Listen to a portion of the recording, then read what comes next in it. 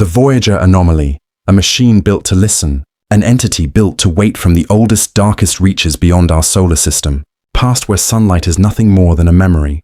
A machine built by humans has been drifting for nearly half a century. Voyager 2, launched in 1977, was humanity's furthest emissary, crossing the planets, exiting the heliosphere, and entering the interstellar medium. It wasn't built to return, only to witness. But while the world moved on, Voyager 2 kept listening. And last month it spoke back.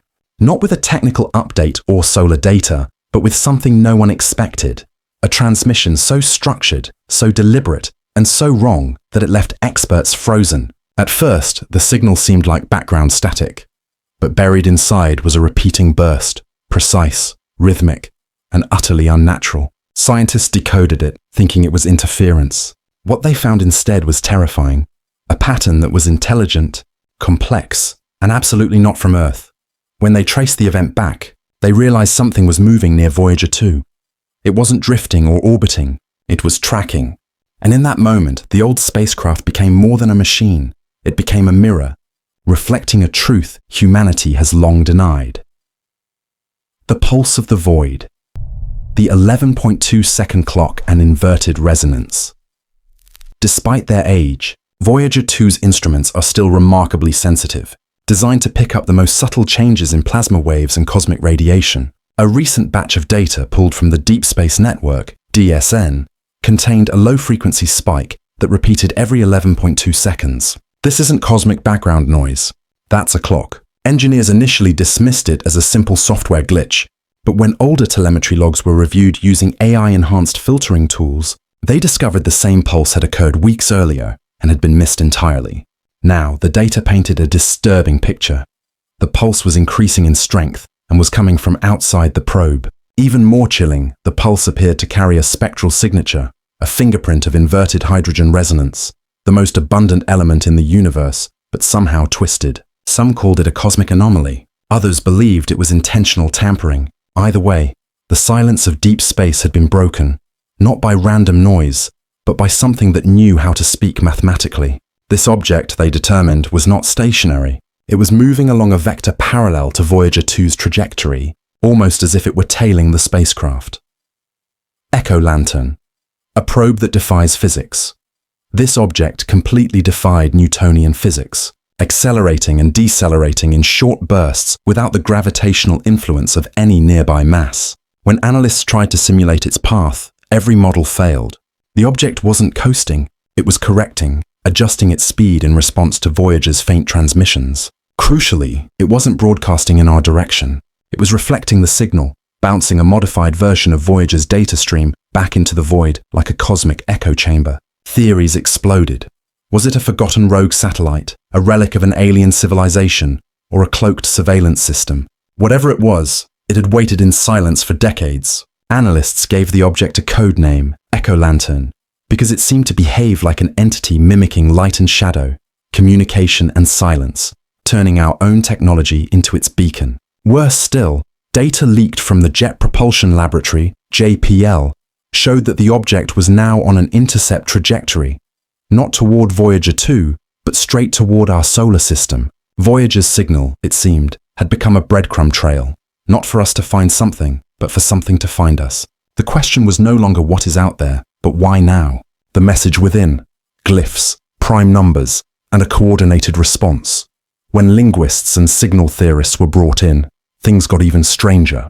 Embedded within the anomalous transmission were binary segments that did not originate from Voyager 2's command protocols. When visualized using pattern recognition tools, those segments formed symmetrical shapes, spirals, fractals, and geometric alignments that eerily resembled ancient symbols found on Earth.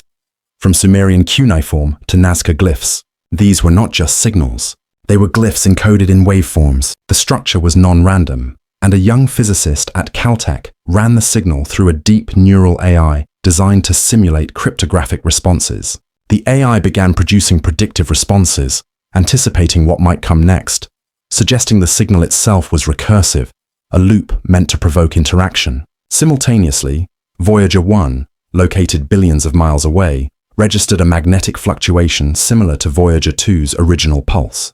This growing evidence indicated that these were not isolated events, but part of something coordinated. Further reinforcing the coordinated nature, an independent team in Brazil, scanning old infrared sky maps, detected a faint, cold object dubbed Echoed Zero that had been present in deep space since at least 1981, trailing Voyager 2 from a distance. Echoed Zero moved in a logarithmic spiral, a shape often associated with both natural laws and ancient terrestrial patterns.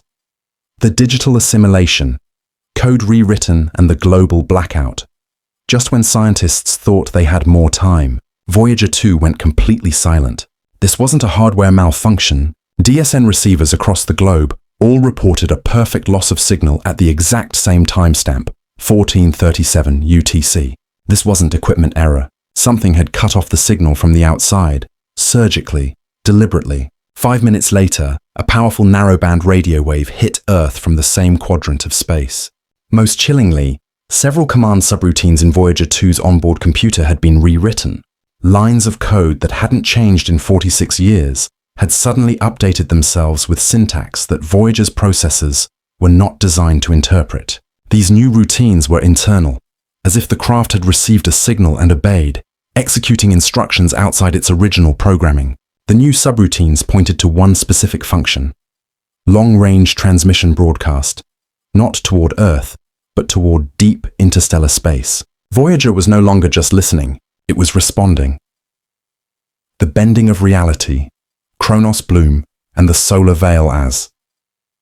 The mysterious object moved closer to the heliopause, the invisible bubble that separates solar winds from the interstellar medium. The solar wind itself bent. Instruments recorded a dip in solar wind pressure, followed by a complete collapse of flow along a narrow corridor.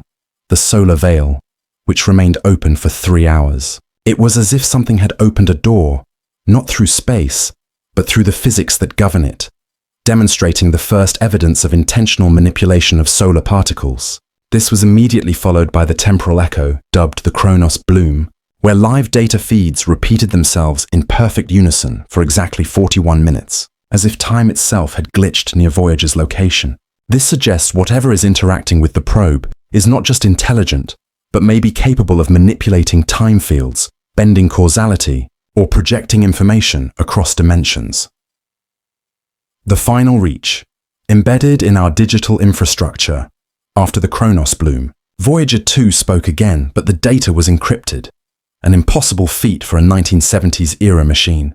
When Mission Control decoded the binary stream, they found a rearranged version of the original Golden Record transmission, the message we sent into space back in 1977.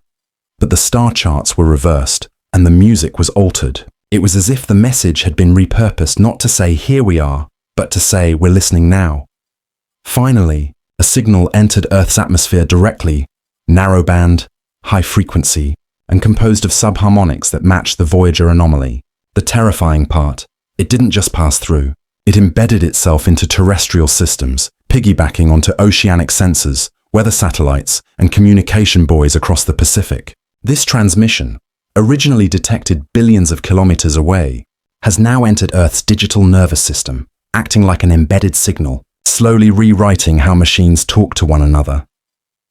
We sent Voyager 2 into the cosmos as a gesture of hope, but the metallic pulses, the rewritten code, and the silence of the universe itself point not to coincidence, but to response. Something out there didn't just notice us, it waited. And now it's using our own creations, our machines, and our networks to speak back. The only question that remains is this: what did we awaken? And can we survive the reply?